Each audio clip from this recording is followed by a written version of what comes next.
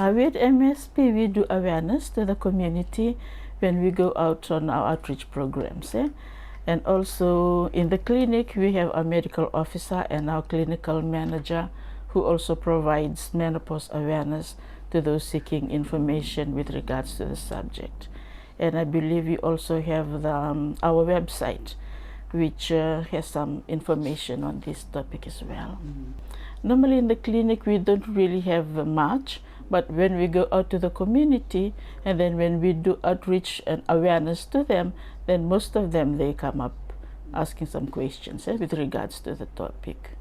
So in your outreach work by MSP, is menopause actually a subject that is actually highlighted during your outreach efforts? Yes, we do that. We do that often in our outreach program. Mainly it's on sexual reproductive health, and the topics that we usually cover,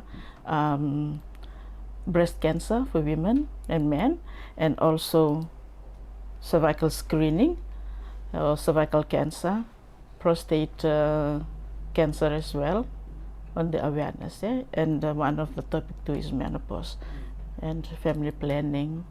And now on the rise of HIV, we are also getting into that side.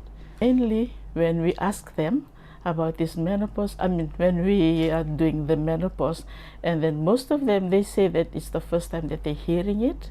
So some of the symptoms like forgetfulness and those itchiness and dryness of that, that passage.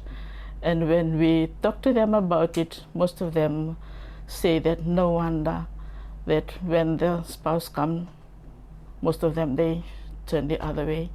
And then because of that dryness, they are reluctant to be intimate with their husband. So when we do the awareness, then they come up with those kind of questions, and then we try and solve them. That when we go out, we not only providing the awareness, but we also give out some lubricants, as we tell them. So this is something that you do not have to be scared or to be having that feeling that I'm the only one that's facing this thing. So we always try to reassure them. Outreach program is for all, for childbearing age, and also up to this menopause. Even if we have children who comes, we also see them in a clinical setting. So for outreach, there are mainly two things that we do. First is awareness, and then the second one is for the clinic. So after the awareness, then we go into the clinical. If there are some children there, we also see to them if they are sick. And then do you go back a second time just to follow up with your audiences where you have done those outreach programs, just to get feedback from them and see how they've done in terms of the support that has been provided? Yeah, sometimes we do go back to them, but sometimes we'll just refer to the health center, to the nurse that is looking after the area, for those who are needing some follow-ups. But on average, how often does MSP carry out outreach activities? It has to be like 3 outreaches in a week. Areas where those people, they ask for us to come down, and mainly it's our outreach coordinator who does every programming and all this coordination. I'll just pack my stuff and go. And sometimes we have partners, the donors, who wants us to go to certain communities, and they have their targets with them, so we have to reach those targets.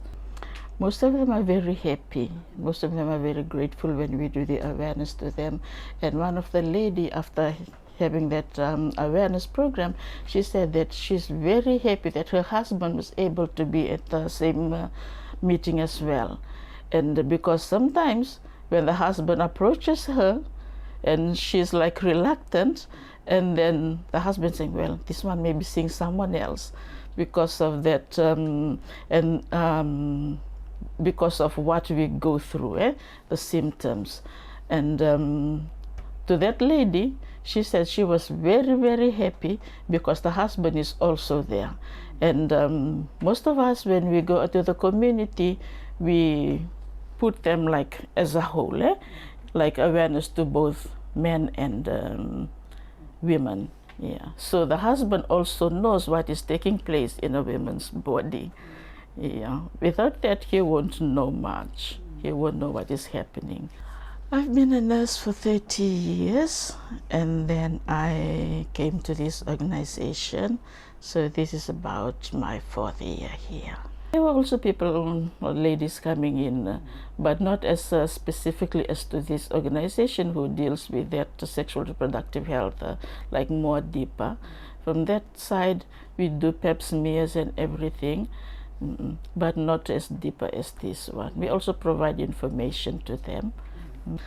Well, we know that male, our partners, to be intimate, it's only when they put their hands on their chest and then that thing is no longer active. But for women, when we reach a certain age, especially during that menopause, our body, we just feel like we don't want our to be intimate with our husbands.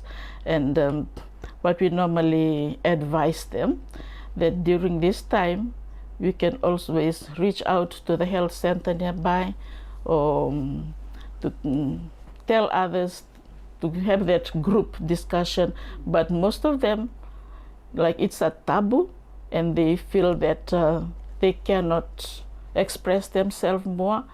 So I think the best thing is for both men and women to come together, and then we do awareness to them. And is andropause also a part of the conversations? We also just found out recently that andropause is real. It's the equivalent of menopause, but it's in males. So I'm just wondering whether, if andropause is not on MSP's radar at the moment, are there plans to perhaps include that as part of the conversation, so that at the point of outreach, it's not singled to just the women, and men also understand, okay, this is for women, but it also affects you. It also has a name. Right. So for andropause, it's the first time for me to see when I saw your questionnaires.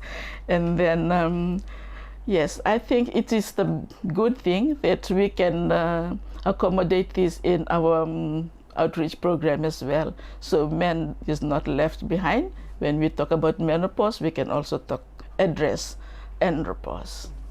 Now, I would say that we need to create more awareness on this subject. It is just awareness that both male and female can know what is happening in the body. And yes, I think it just create more awareness to the community.